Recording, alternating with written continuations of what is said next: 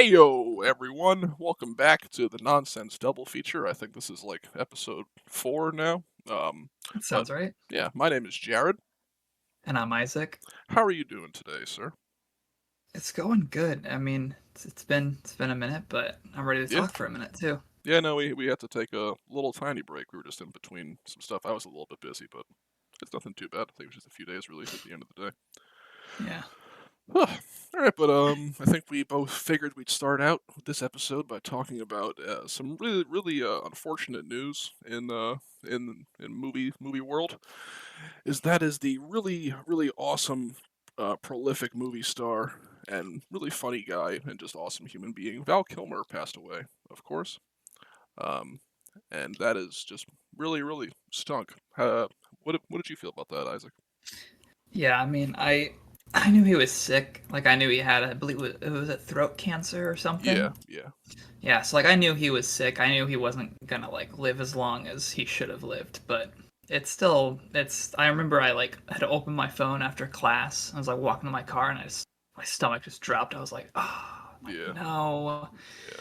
So that sucks. Yeah, no, I believe not sure when exactly he was diagnosed with his cancer, but I know he's been battling that for a while, and I believe his like actual cause of death was pneumonia, which is, Hmm. I know when you have a lot of like respiratory illnesses, pneumonia is a really dangerous condition to go through. So, yeah, Absolutely. it's a shame. And, when you look at his resume, I mean, his run in the 1990s was ridiculous.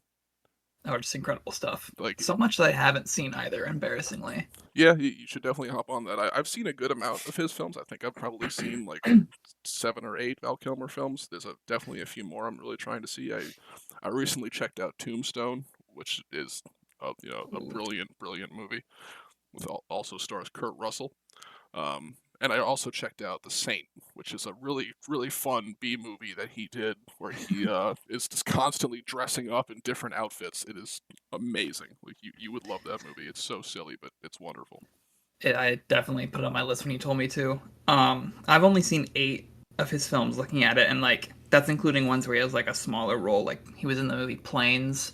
He voiced like one of the planes for like a cameo, but like does it really count? Are you No, talking but about technically yes. that Disney movie Planes? That's Yeah, funny. Planes. I'm not kidding. Oh my god. Yeah, but obviously I've seen the Top Guns. I've seen his Batman Right. movie, Heat, the Shane Black film Kiss Kiss Bang Bang. He's hilarious in that. Like he was a very underrated comedy actor. Um, but I think my favorite role from him, ironically, is one where he's not on screen because I think his best role, at least for me, from what I've seen, is him voicing Moses in The Prince of Egypt from Yeah. DreamWorks. Yeah, he's fantastic in that I film. just recently picked that up on 4K this week, and I also That's got Tombstone on Blu-ray that's such for a Val. it's I don't want to say an underappreciated role of his because people love that movie and it gets a lot of love, but I think a lot of people just when you think of Val Kilmer, you don't necessarily think of The Prince of Egypt. You kind of forget that he was in that movie, and but yeah, Hmm. he's so fantastic in that movie. It's such an incredible film. You mentioned his Batman movie, and I love his Batman film. But before the most recent Batman film, he was probably my favorite live action Bruce Wayne and Batman. He's so great in that movie. He really pulls off the suave but well mannered nature of like a mid career Batman and Bruce Wayne. And Hmm. I think he's so great. The movie is the script is pretty wild for that movie, but Joel Schumacher's direction is phenomenal. It's the lighting in that movie is just Oh beautiful. yeah, I I love hadn't Batman seen Forever. it. I hadn't seen it since I was like 5. So when he passed, I was like, well, I got to rewatch it. So I Hmm. basically watched it. Like, yes, I rewatched it, but I essentially watched it for the first time because I hadn't seen it since I was so young, just last week. So I mean, reliving that movie, I basically had forgotten so much. So it was like a whole new experience, and like seeing it through. This is Val Kilmer's one Batman movie because he got replaced with George Clooney in the next one, Yes, yeah. I believe. So, From what I um, understand, you know, him and Schumacher weren't exactly the most friendly collaborators. ah, Yeah, they didn't mesh super well, well.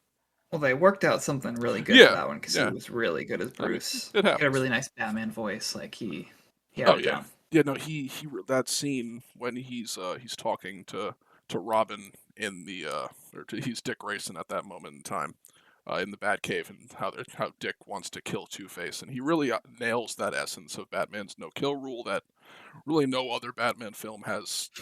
Obviously, the most recent Batman film has the no-kill rule. That's a part of the movie, Hmm. but that movie really breaks down the philosophy in its purest, most understandable terms in that scene, and that I really, really appreciate that because Definitely. especially coming off those. I mean, listen, the Tim Burton Batman movies are fun, but I mean, it's more of the original pulp days of the character when he was just shooting and blowing people up like willy nilly. And so I really enjoyed Joel Schumacher's take quite a bit, and Val Kilmer was obviously a big part in delivering that. Absolutely. Yeah.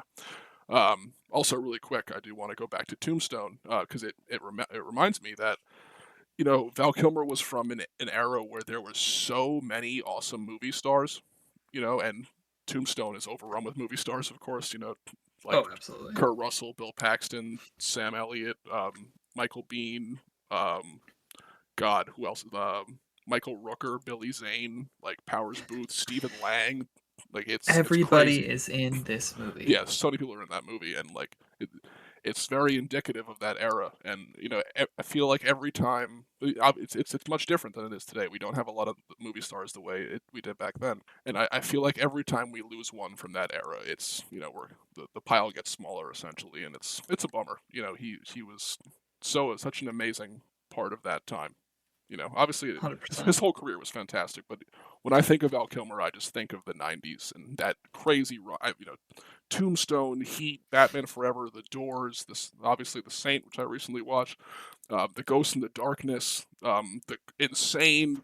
The Island of Dr. Moreau, which is probably in the eyes of many a terrible movie, but was super a big deal. You know, Thunderheart, which I think Roger Deakins shot. Um, he's just the '90s were crazy for him. He was all over the place. And I mean, and Batman Forever was the highest grossing film of '95, and '95 was a huge year for so many different films. So many. He, Yeah. he in the '90s he was everywhere. You couldn't miss Val Kilmer. All right, next up here, we're going to talk about the recent Steven Soderbergh release, and that would be Black Bag, the spy thriller with a pretty awesome cast, but sporting at the front, I mean, Michael Fassbender and Kate Blanchett. Isaac, what did you think of this one? I was very surprised how much I liked this one. From the trailers, I already knew it was going to be something that was like more my speed than Soderbergh's previous film that released just in January, Presence. Just because I like spy thrillers, I like the cast, but this one like worked wonders for me really, because it was just something so like slick about it, and how it just like fully embraced all the twists and pulled them all off so well was just it was so much fun. Yeah, the script was very well crafted, for sure. It was actually my first. This is going to sound a little crazy because he's one of the most prolific directors of the last like 20 years, but this is my first Steven Soderbergh film. That is evil. Yeah, I know. I'm sorry. I'm gonna get on the Ocean's films. I do want to see Presence because that movie sounds very cool. And I want to see Kimmy and a bunch of other great movies supposedly great movies he's done. I haven't seen them, of course, but I really enjoyed Black Bag. This was a lot of fun. What stood out to me the most was definitely his direction. The way the movie was lit at all times was unique and weird.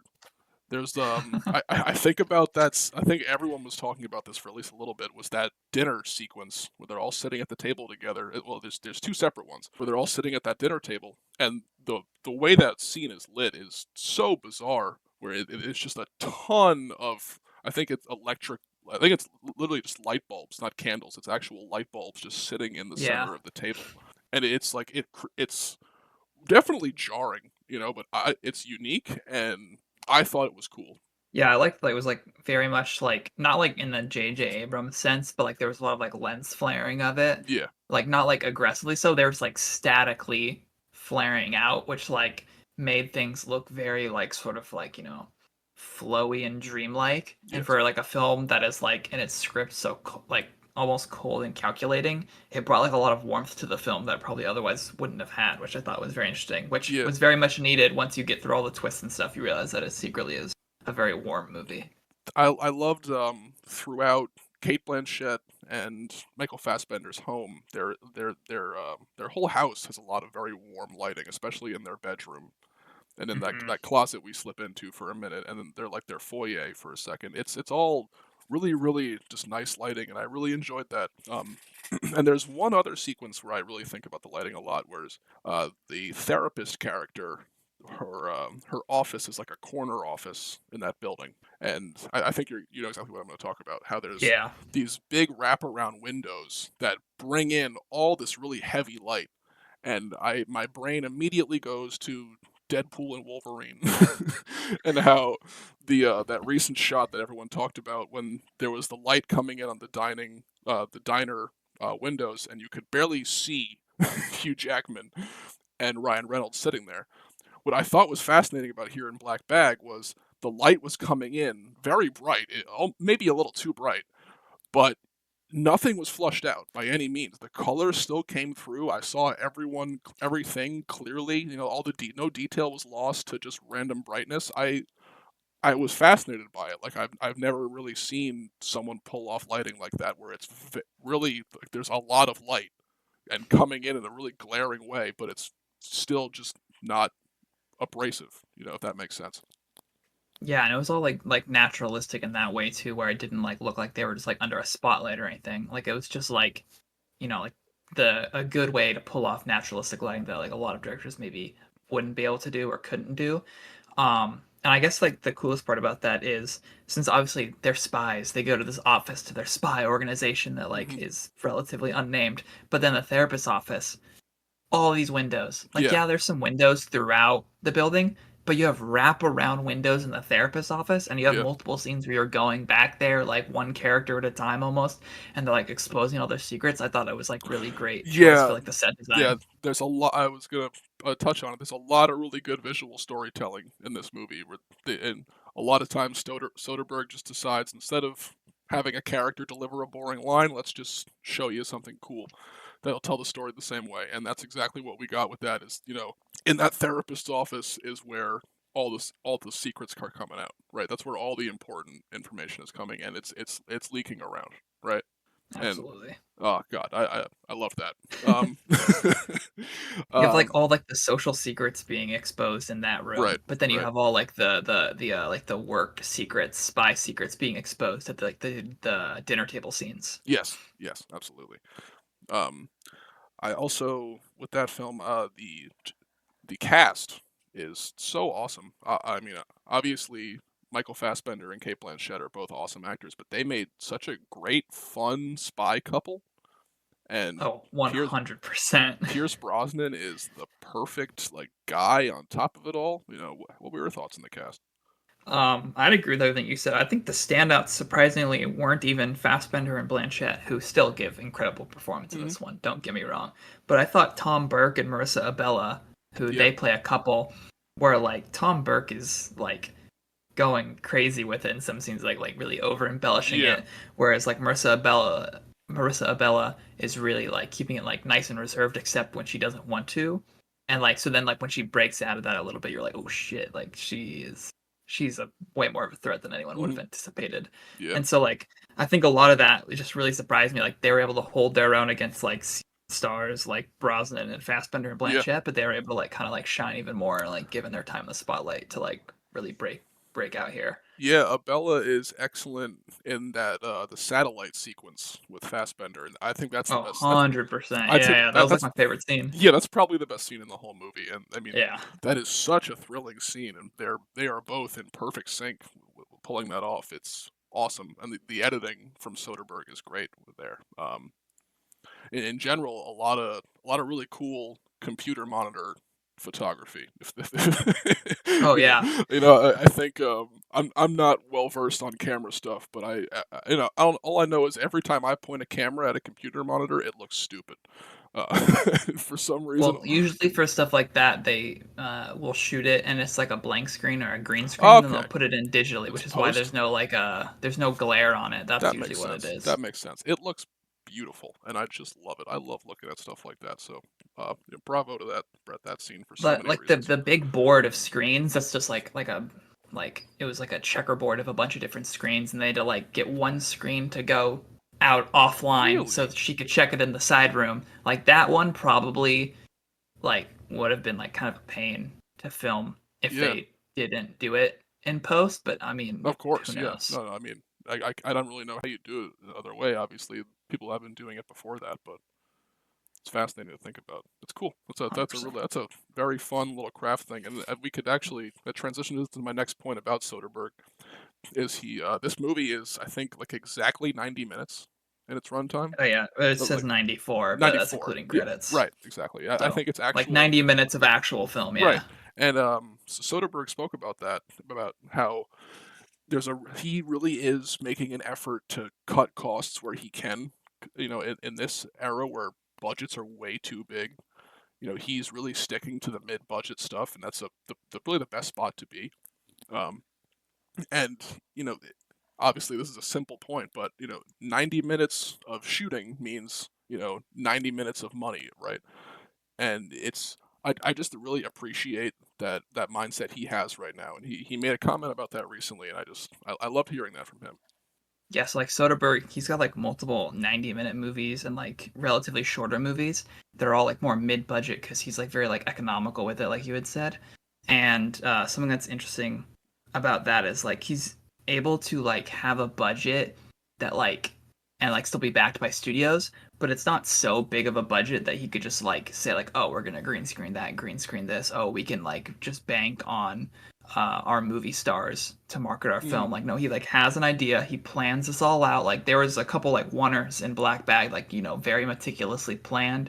And for a film that's 90 minutes, there's two very extended dinner sequences, like you said, where they're just sitting around a table and they had like 4 or 5 cameras kind of set up. So that's like at the end of the day, that's like a good 20 minutes of the 90 minutes are just between those two dinner scenes. mhm. And those could be filmed in like a day or two and are, just people sitting at a table and talking.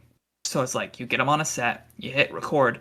All of these actors are very good and know their lines, obviously, and are going to deliver them in incredible ways because there are some great line deliveries. Mm. Like that's such like a good way to budget out your film like that, and that's like one of the strengths of this script is because it doesn't rely on like some like flashy stuff. It relies on a good story, good script, good actors. Yeah, absolutely. No, he's really just if you love the craft, Soderbergh is definitely a guy to watch and a guy to listen to. He's got a lot to say, and a lot to share.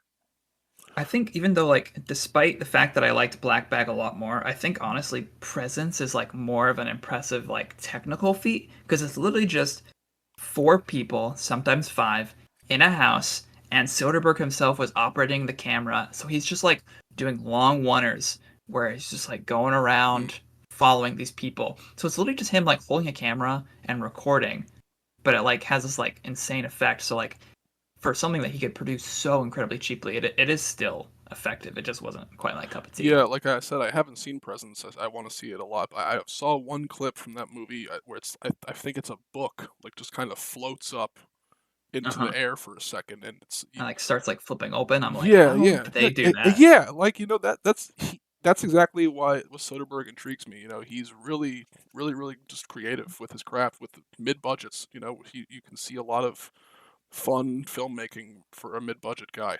I got to check out more of his stuff. You gotta check out Ocean's 11 because that movie, I don't think it had that big of a budget, but it feels like this massive movie because you have this huge cast. It's like at these Vegas casinos, like shooting. Like I don't know if they shot on location. There's no way they shot on location, but like they'd like recreate like parts of the Bellagio. Like it is so like grand and epic, but it's like a relatively normal budget. That's dope. I got to check that out. Obviously those movies are super beloved, and it's a whole trilogy, but I really want to check those out. Um, It's because Ocean's 11 is like the greatest film of all time. Yeah.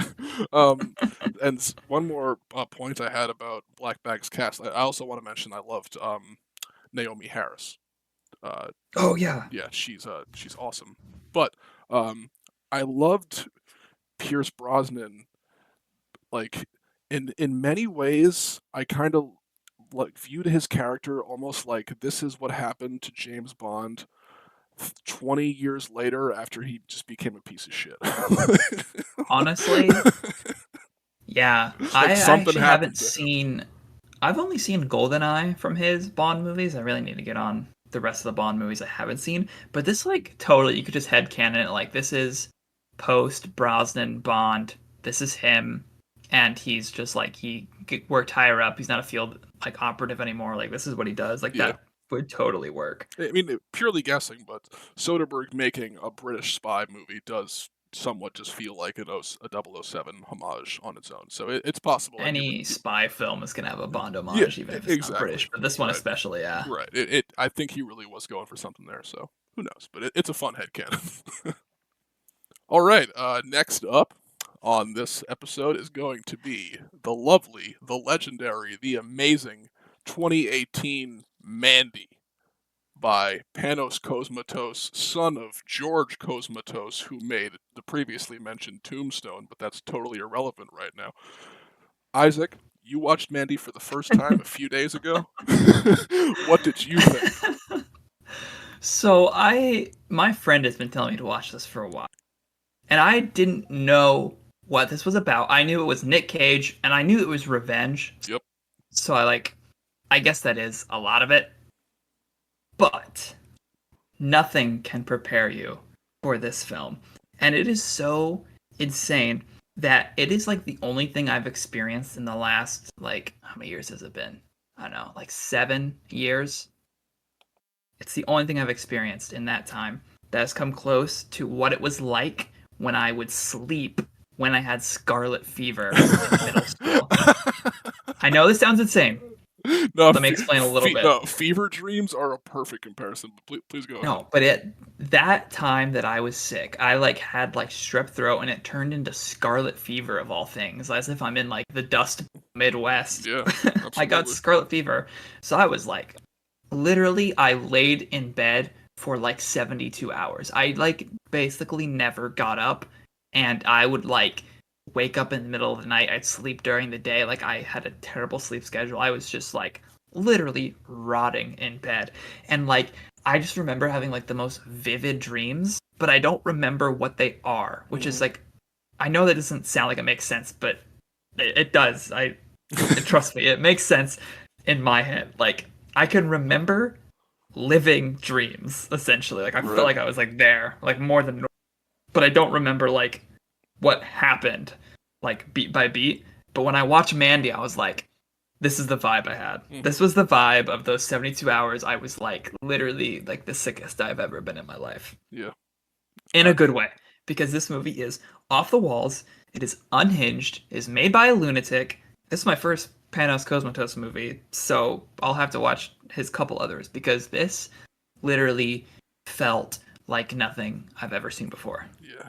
He also made Beyond the Black Rainbow, and he did an episode of Guillermo del Toro's Cabinet of Curiosities. Both of those are not as good as Mandy, but crazy. So definitely check those out. But crazy. But Mandy is just an insane force of style, bro. And like we mentioned earlier, before this recording, actually, um, they really just did not follow any rule book whatsoever. It's almost like they looked at the rule book and gave it the finger when it came to so many decisions. The lighting is ridiculous. The one shot in the opening like 10 minutes when they go, I don't know if they're fishing. I think they're just riding on a boat together. They might be fishing, but they're on a boat and they're going through the river. Mandy's reading, I think, and the camera is pointing down at them in their boat, and the water is just like this super heavy turquoise, and the grass becomes like more and more neon as it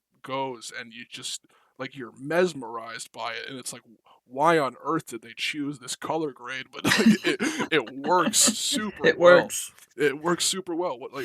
And obviously I mentioned when we talked about Ash, I love the colors in that movie. Mandy is like if is like what they do in Ash, ramped up times 1,000 with the most masterful, precise ability. You know, it's not done haphazardly. Oh, absolutely not. It looks amazing. It's like heavy metal. It's just it's crazy. Yeah, it looks like the entire thing was like a 2-hour film version of a heavy metal like 80s album cover Yeah. essentially. And like something I noticed, like there's like almost never a moment where the camera's still either. Like it's always like very flowy and dreamlike, which Hmm. like really adds to that like effect of the film. And so like as like the colors are like, especially like in like the climax, like there's like the lights are like kind of like fading in and out, like kind of buzzing. Like you can like hear the light almost, and like it's like it like goes just dim enough to like be a black screen, and then it like fades back in, and like they've switched the shot, or sometimes they don't. So you never know. Like, are they gonna cut here? Are they gonna not? Are we gonna still be in the shot? Are we gonna like go somewhere else?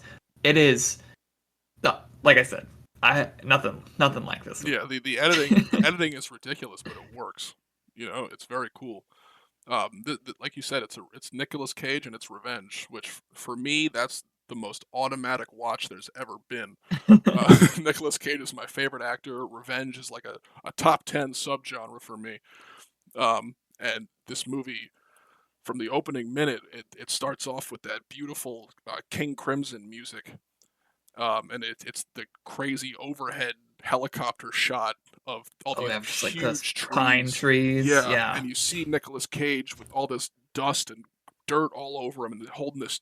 It's either an axe or a little chainsaw. I don't remember the it's exact an shot. axe. Yeah, it's an axe, and he just looks like such a fucking grizzled old badass, and it's just like, oh, this is just. The vibes from the opening minute are crazy, man. With that, the combination of the imagery and the music is like you're in for this very strange, trippy ride right off the bat. And then Something I liked about oh, like go ahead. Yeah, go ahead.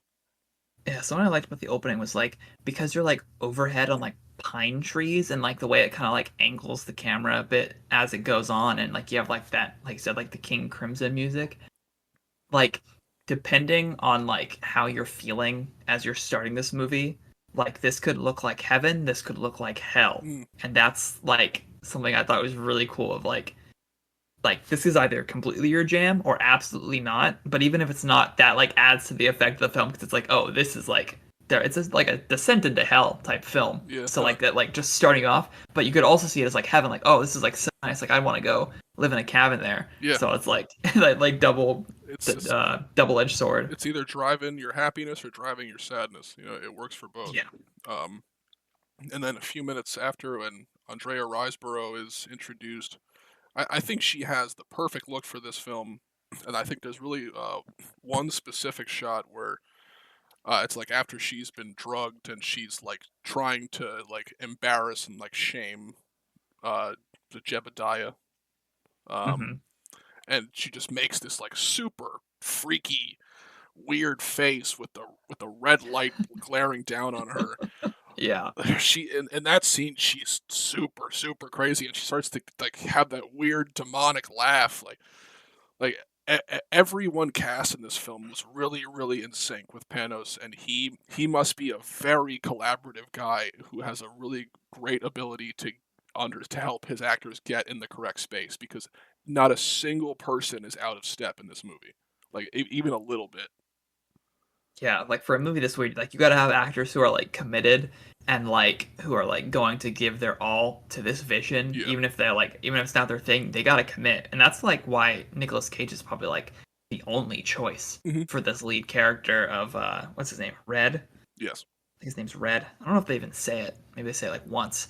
But he's like the only person who could have done this because like Nick Cage, he's a guy and he said like in interviews like when he was like doing just like random low budget like little films, he'd get onto set, he'd give it his all, he'd give it Hmm. 100%.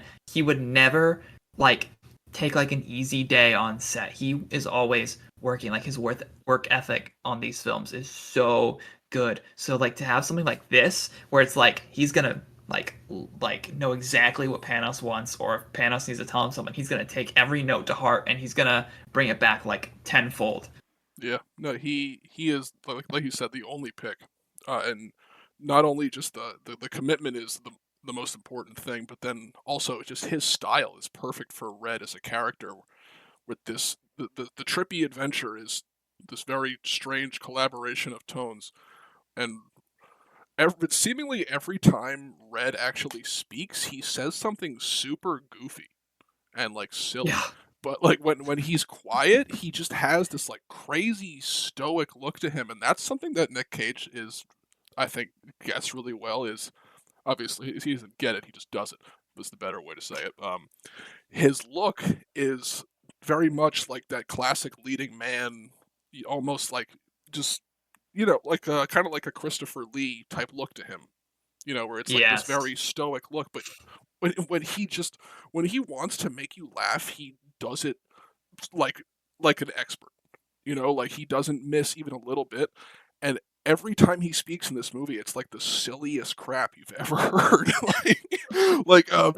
I think the first thing he says to Mandy is like the knock knock joke. It's like, who's there? It's like Eric Estrada. It's like, Eric Estrada who? Like, Eric Estrada from Chips. like what the fuck? It's like barely a joke. Yeah, like what does that even mean, dude? They just don't touch on that again. You're like, oh, okay. Yeah, no, they Like, all right. she chuckles and that's it. Like who knows what the hell they were talking about? Yeah, like the energy he brings to this is because like he has like such like a good like physicality. Even if he's like not even like in like a stunt sense or an action sense, although he's good at that stuff in this. But like just like his like facial expressions when he's not saying anything, just like the way he like moves and walks, like he just has like such a good physicality for like a role like this. Yeah, I think about it that scene where he takes the acid, and the camera like booms in on his face, and he just has this like really shaky, sweaty like vibe, and he's super super weird. Um, and then I also am thinking more of his face. I go back to when he's sitting there watching the fire. I'm trying to avoid a little bit of spoilers. um, he's staring at the fire, and the tears are just streaming down his face, and he's screaming, and but like it's really hard to actually make that look real, at least from what I've seen. I feel like a lot of times when actors do that, it looks like bullshit. He just nails it.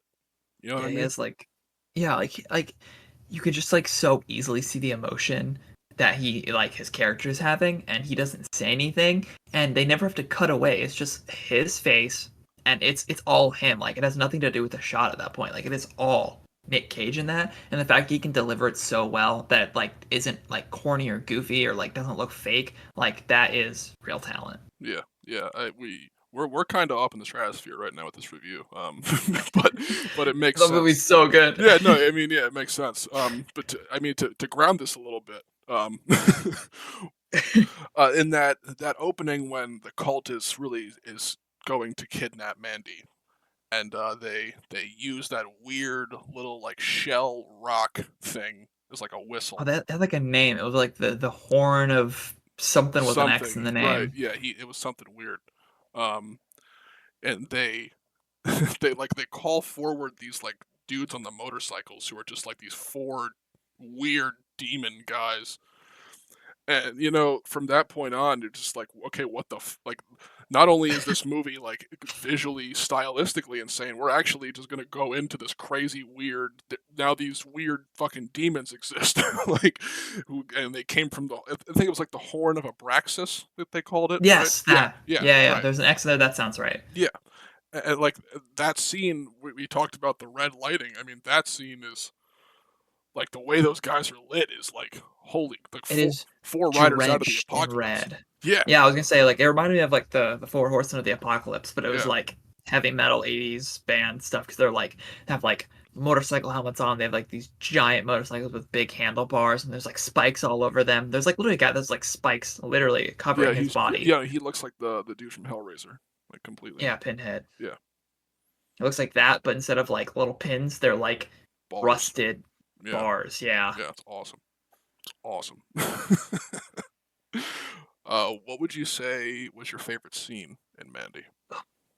I mean, like the whole like progression of it is like it's not like this like straight like action the whole time. Like it's like a relatively slow burn of a movie. Like the action doesn't really even start until like over an hour in. But once it starts, it doesn't stop. Yeah, But like I loved the scene where Mandy was captured and like the cultists were kind of like talking to her and like the way that like the like everybody's faces would kind of like bleed out, like they were like stretched across the screen, like you could like see frame rate was like messed with, and like it looked like they were like being smeared like paint. Yes. And there was like shots of like the main cultist, and it was just a close up of his face, and then it would like slowly fade into a shot of Mandy's face. But they lined it up so well, but all they were was just fading between two different shots. So like that, like the craftsmanship of that was so great. And then like the final two scenes, like the climax scene, and then like what happens right after the climax,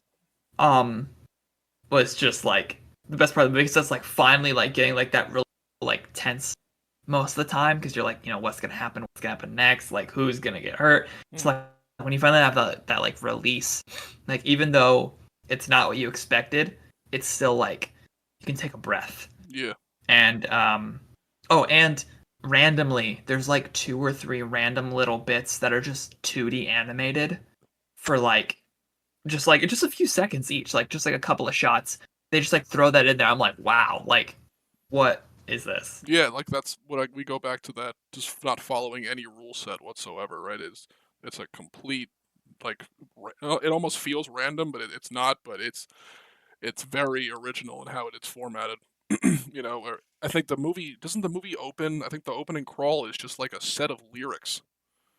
Yeah, it literally just It's like has like when some I lyrics from when a I song. die, like strap headphones to my head and like rock and roll me till I'm dead or something. Like, what the That hell? yeah, yeah, yeah. Yeah, it's like, Awesome quote to open with. yeah, no, it's like, okay, like this isn't gonna be a conventional thing. This is just gonna be like a ride through heavy metal, basically. Yeah. Gets Um, all like psycho cerebral on us and and like yeah, and I mean, speaking of that, the fact that a movie this crazy has a completely original score is so mind-bendingly oh, it's awesome, so good. and yet the score It's a is great score. insane.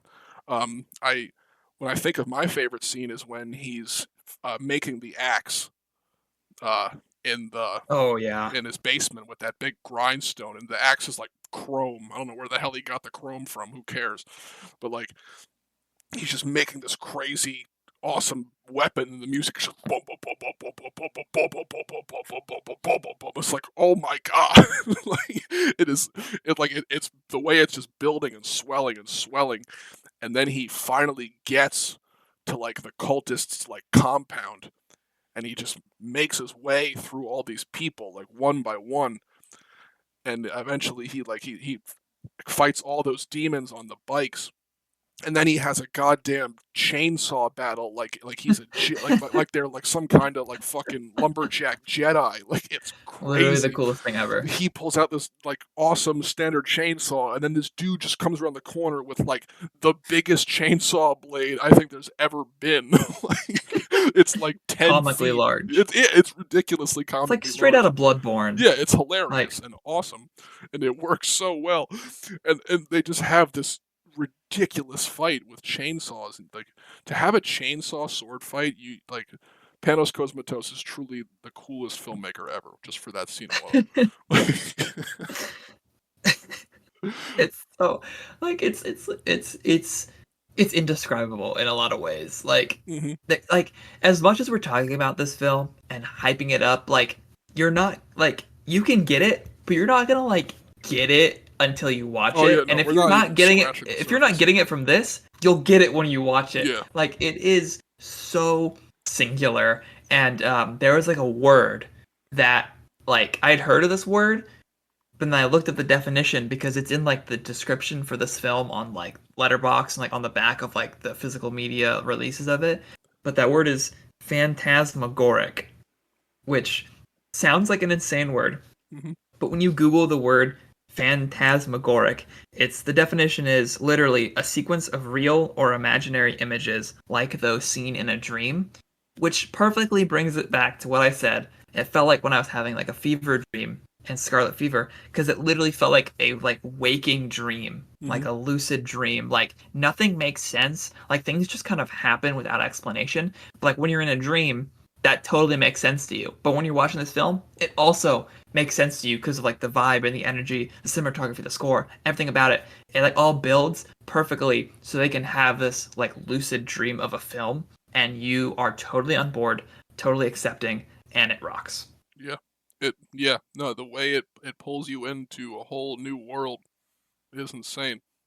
You know, I think Yeah. more about when he gets to the like him on that compound is like one of the most like mentally like in what's the word not enhanced of course like just physically immersed. I felt straight Oh immersion yeah. when he is on that compound, going one by one, and then he's getting to that big like church building with the red lights coming up, and there's the big cross cut into it, and he's like standing there looking at the hole in the ground to crawl in. It's like you can just feel it, man. You can feel everything that he's feeling, and it is Definitely. such an assault on your senses with all that style. It is insane and so cool.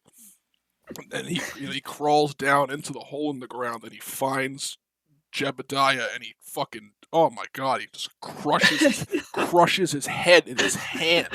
Like So it's insane. so He raw. literally he literally I like was thinking to myself, like, obviously this came out before, but it is literally Invincible season 1 episode 1. Omni-Man crushes Red Rush's head and then like Yeah, his eye pops out. It's the exact same thing. Like even the shot was like the same. And like the eyes like it's so gross. And it's all practical. But then like the weirdest part of all that scene is like randomly, inexplicably, like a dream, there's just a tiger in a yeah, cage. yeah, And then he lets him out of the cage. There's just like an actual live tiger here, like yep. walking around Nick Cage. Like, where do you come up with this stuff? That is that's the scene with the chemist, played by the great Richard Brake, who I love. Who He's so weird looking. It's so good. yeah, like everyone else I mentioned, just perfectly understood the vibe with not missing a single step.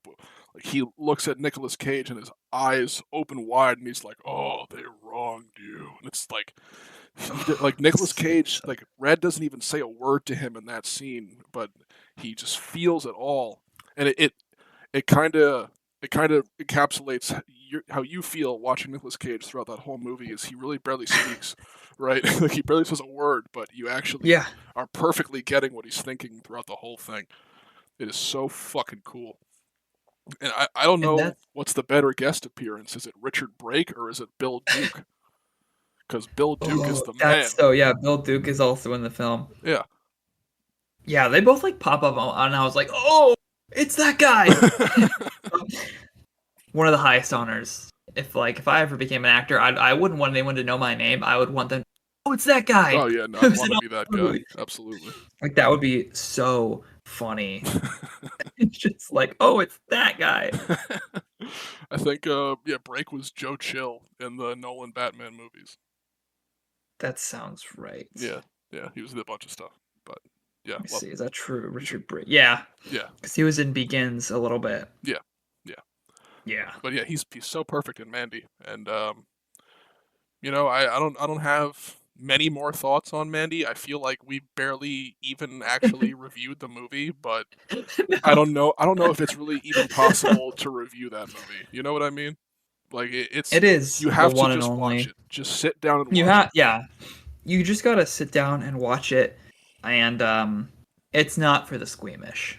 Yeah, absolutely not. I will say Add that probably. maybe I'm easy to please. Maybe I have the sensibilities of an edgy 15-year-old, but Nicolas Cage walking away from the burning church with the cross and the flames running through it with the super red lighting, the really Yeah, dark like doom guitar sound to it. That yeah. that might be the greatest thing anyone has ever put on camera ever. It Like is there's literally a so shot of cool. the actual like it's already like the church has been burning. There's literally a shot like not CGI, like they practically literally burned down an Yeah, actual like wooden yeah. church. No, they built the Like and it like structure and there's burnt literally a it shot of down. it like the roof literally collapses in the shot. Like it's Yeah, insane. yeah. No, they built a whole structure and burnt it down. Like, it's so It was awesome. very more people might have seen the movie I'm about to reference, but it was very like Midsommar at the end where they like burned down the Hmm. yellow hut. Yes, So yeah, like that's it invokes that, even though I believe this came out before or like the same times. Like they couldn't have been influenced by each other. So they like both came out at the same time. yeah, yeah. But yeah. I'd say before we stop, I'd want to mention really quick. When Nicolas Cage looks Jebediah in the eyes and just says, "I'm your god now." You Oh, just best line in the it's movie. it's like it's like you're just falling back into the stars. Like Yeah, you just what insanity. pure euphoria because it Pure, is the coolest line ever. When you have like the full absolutely. context, it's just like, oh, this is the coolest thing of all time. Yeah, absolutely. All right, and to close things out here, we are going to talk about the recently released trailer for the upcoming instant classic that hasn't even been released. That would be Mission Impossible: The Final Reckoning, directed by the great Christopher McQuarrie, starring the great Tom Cruise. Isaac, take it away. Okay, let me just say, Tom Cruise is my favorite actor. Mission Impossible, my favorite movie franchise. The fact you can have a franchise that is about to get 8 films where they are all not only consistent, but all extremely good and can all be differentiated from each other. Like there's no two ones that feel alike, Nope. even the ones that are directed by the same director, is absolutely incredible. The way they ramp up each film is amazing. I've grown up with these movies. I've seen like the last couple multiple times in theaters. The Final Reckoning is going to be the greatest film in the history of the medium. This is what everything has been leading up to. When we first invented cameras, it was so Tom Cruise could hang off of a biplane as it goes through the mountains, and he's hanging on for real. It's so he could get into a submarine and have it be flooded, and he has to like navigate through a bunch of like about to detonate nuclear warheads in an underwater submarine in like Antarctica. This is what it's for. Like to have Tom Cruise plug in to an AI to go speak to the entity, this is what movies are for. To have every single beautiful man and beautiful woman in these movies shooting guns, jumping off buildings, attacking each other. Like the way people talk about Ethan Hunt as if he's a mythical creature of like great myth. Oh my god. I am so excited, and I haven't even started talking about this trailer. that's Dude, just that's just Mission Impossible. the trailer is incredible. I love to see Tom Cruise running. I need that. Oh, I the need best that runner like of all time. like I need crack. It is amazing. Um dude, when he looks right past the camera in that final shot and just, I need you to trust me one last One time. last time. Bro, Oh, I wanted to dive through my TV. It was so fucking awesome. like, and this is a great time to mention, like, so much of this is so emotional because, like, it's called The Final Reckoning. They say it's going to be the last one. You know they're going to make another one. But, like, the only reason they should make another one is if Tom Cruise wants to do it. If he yeah, doesn't want to do it, he's done. yeah. He's, like, said he wants to leave the door open. Christopher McQuarrie has said, like, it's the last one. But Tom is like, you never know. So he might just want to do it again, just loves making these. And even if this is a nice conclusion, I will gladly see another 18 of these if he so wishes. But once he is said that he doesn't want to do it, they should stop because you're not going to top anything they've done because they have pretty consistently, like, almost each one is better than the last. I think Mission Impossible 1 is probably better than 2 and 3, but generally, like, from 4 onwards, I think 4 is already 5 stars. 5 is even better. 6 is like arguably one of the best action films ever made, and yet 7 is somehow even better than that, Yeah. which is just absolutely mind-boggling. This movie is going to be incredible. Let me really quick. Let's go through this insane supporting cast group. All right, Oh Tom Cruise yeah. aside, Haley Atwell, Palm Clementoff, Mariella Garriga, Simon Pegg, S.I. Morales, Tremel Tillman, Hannah Waddingham, Henry Zerny, Shea Wiggum, Katie M. O'Brien, Angela Bassett, Holt McKenney, Charles Parnell, Indira Varma, Nick Offerman. Fuck, and the And that's return, just in this one. dude, the return of the legendary Rolf Saxon as Yes. CIA analyst Williams from the original Mission Impossible. He's back. They brought He's back the knife. back. They're bringing back the rabbit's foot from 3. They like showed like little snippets of like the previous films, like the way that like this trailer, because this was like the official trailer, so we have a little bit more. So it looks like this one, after 7 ended, he has one half of like the what is it, like the cruciform key. He's got one half. He needs to find the other half so he can get to the entity and shut it off because the entity, this like omnipotent AI, is like pulling all the strings. And what I think they're gonna do is I think they're going to like tie it all in like it's not similar, but similar in a way to like Avengers Endgame, where they like retroactively like repurposed the older films, where they like went back and like recontextualized, so everything felt like it built into it well. I think they're gonna do that, where like in Mission Impossible 3, like the MacGuffin is the rabbit's foot, and there's like a cylinder, but we don't know what it is. They never explain what the rabbit's foot is. The best like description we get is Simon Pegg's character Benji saying it was like the anti-god, whatever that Yeah, means. yeah, So like we don't literally. know what it is. So like there's shots of the rabbit's foot in the trailer, which leads me to believe that like maybe the rabbit's foot was like an early form of the entity or was like already the entity, and everything that's been like happening has secretly like, yes, it's had this purpose, but it's also had another purpose, because in the trailer they're like, oh, you know, the bomb that blew up the Kremlin in Mission Impossible, like, yeah, it was like for, but also it was secretly just to kill Ethan Hunt. Like the reason that mission went wrong is because someone was trying to kill Ethan Hunt, but who would even know Ethan Hunt would be there? The only person who know would be the entity, who's always like ahead. So how do you outsmart something that already knows your every move and has been following you for like 20 years maybe? Like what if that's the reveal? Like what if everything has been the entity? Yeah, everything you said, like this is gonna be it, man. This is. They took the ultimate B movie franchise. They made it the greatest thing ever. We're getting number 8, and it's gonna conclude, and then the world's gonna blow up, and we're all gonna be happy in the afterlife together. It'll be fine. Yeah. Yeah, that'll be As great. long as I get to see the final reckoning, like we're good. We're in great shape. We're absolutely in great shape.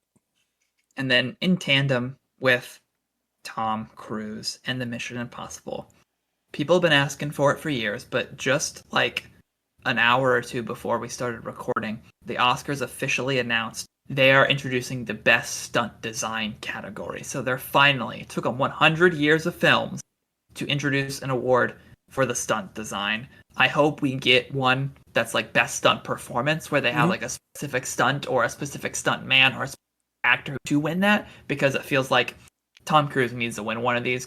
No, but like Tom Cruise is known nowadays for like his absolutely death-defying, borderline attempting suicide, like stunts that he's doing in these movies. Like I said, in The Final Reckoning, he just has like one little wire on, but he is literally for real hanging off a biplane as it's like doing like barrel rolls and like flying through tight mountain passages. Like that is insane. Yeah, it. Yeah, I'm very happy to see the stunt design. Of course, like you said, I definitely want to see a stunt performance award eventually. But stunt design is just a great start because I Mission Impossible is the go-to in my head. I look at Tom Cruise hanging off the side of the Burj Khalifa, Oh my and god. I look at him riding a motorcycle off the side of a cliff and then Mm-hmm. parachuting. And it just feels wrong that at the biggest movie ceremony of the year, that doesn't get any kind of like that amazing feat, that like that kind of work doesn't get any kind of appreciation. Obviously, it's not just Mission Impossible. That's just the crazy, super famous example off the top of my head. There's Yeah. so many amazing But stunts like, every year, and the stunt work is dangerous, scary, hard, and creative. And the fact that it's gone all these years without really getting proper recognition at the biggest award show of the year has been a shame, and I thank the Lord that it's finally getting yeah, some due. I think like we need to like start doing like, if they're gonna do best stunt performance, we need to like take into account like the stunt performer. Like sometimes Yeah, the no, actors absolutely. can't do it. Like the best example is like the John Wick franchise. Like yeah, Keanu Reeves is doing a lot of the action, like the big stunts where like he falls out a window or he's like stairs or something. That's gonna be like a stunt double. And Yeah, these guys are like literally almost nameless and faceless. Like I think the phrase Keanu said was like he does his own action, but he doesn't do his own stunts. So yeah, like if he's like shooting people, that's him. He's doing all like the flicking the magazine out of the pistol and up, he's doing the tumbling. But like when he has to jump out a window, that's gonna be someone else. And like all of these pieces has to go together to make these incredible action films like, you know, Mission Impossible, John Wick, James Bond, what like those are just ones off the top of my head, but like and literally any action franchise. even every Marvel film has crazy stunt workers doing crazy Every stuff. Marvel film, Yeah, yeah. yeah, like Like for the Thunderbolts, they just like released a little featurette. Florence Pugh and a cameraman jumped off the second highest tallest building in the world. Yeah, Like they yeah, actually crazy. did that for real. Like Yeah, that's an incredible, very impressive stunt that they did. That's probably the best scene because that's just sounds awesome. totally nuts. Yeah, but I think that's a good place to wrap it up here. I mean, we're I think about we to covered come up. everything. Yeah, we're coming up on the hour mark here for the first time. So Whoa, yeah, longest one. absolutely, absolutely, That's what Mandy does to people. totally. And Tom um, Cruise. yeah, for sure. I had a really good time this one time around. Hope you did as well, Isaac. Yeah, I think this was definitely probably our most unhinged episode so far. Thanks to Mandy alone. Thanks to Mandy. I All think we right. should just end this by saying rest in peace to Val Kilmer. Of course, yep. A great rest in peace to Val Kilmer, one of the best to ever do it. All right. Adios, everyone. Peace. See ya.